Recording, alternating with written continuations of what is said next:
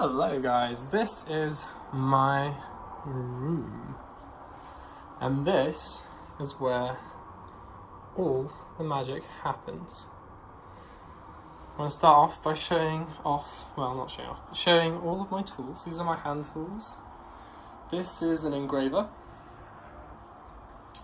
a hot glue gun, a soldering iron, and the most important of my tools, a dremel. And so basically I made this kind of holding thing out of driftwood, which I really like. I made it so that I can easily access my tools whenever I need them. And so it's on the left, and I can just simply take it off and then use them as I wish. And also, obviously, it's really important to kind of know which one's plugged in, which one's turned off, which one's turned on. So what I did is I color-coded each plug, so I know which one's which. Yeah, and then here's my Dremel bits. These are obviously really important.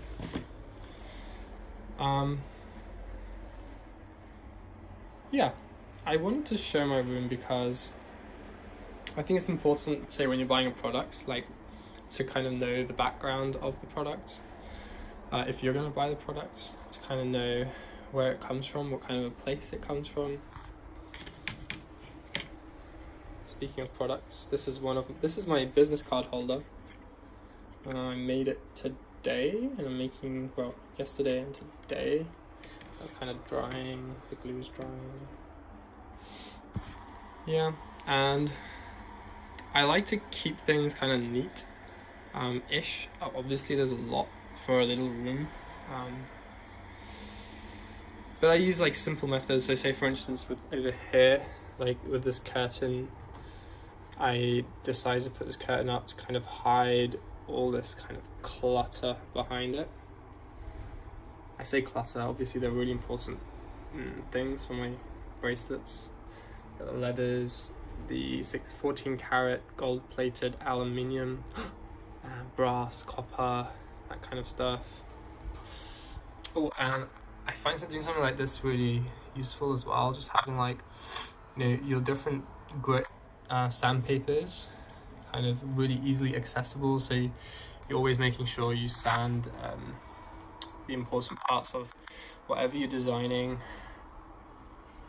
So yeah, what's really important for me is, one, I think just a clean place, an inspiring place, but then also just having everything super accessible. Like, even though you have so many things, just having, easily being able to access each and everything like quickly, so you're working efficiently and you're working with ease, and it just flows. Like whatever you make just flows, because you're not in the stress state like, oh, where did I put this? Where did I put that? Oh, I've got to find that. I've got to find this. And it's just so fun just making things.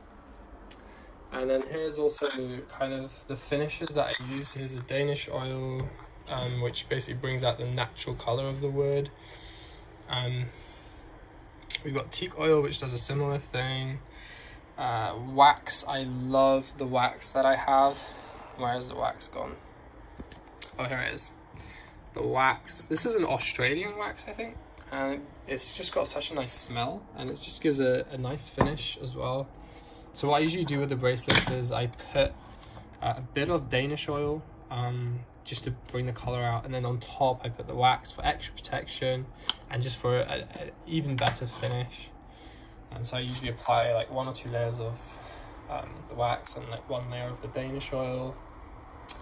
And then I have Gorilla Glue, just normal wood glue, and also a clear Gorilla Glue. I think it's important to have different types of glues for different types of applications. I also have Yoo-hoo at the back, don't really use that. This is my metal polish. So this, for instance, this piece of copper is polished. So the way that works is you firstly kind of sand it by each grit, by each sandpaper. So first the 800, 1000, 1500 or whatever, and it goes up to 2000 grits per inch squared, I think. I'm not quite sure how it works, but yeah. And so then you get a really smooth kind of finish. And on top, when you use the polish, it kind of looks nice and shiny. Obviously this is a prototype, by the way, but yeah.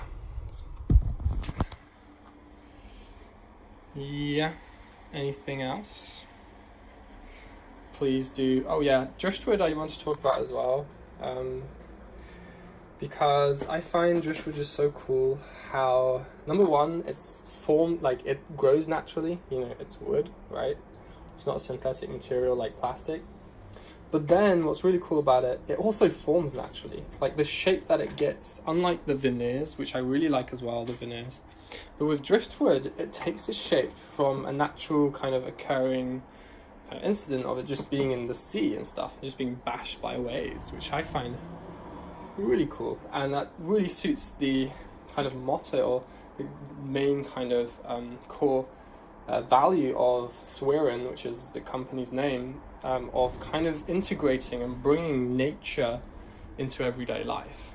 That's the basic idea of Sweren, the reason why Sweren exists.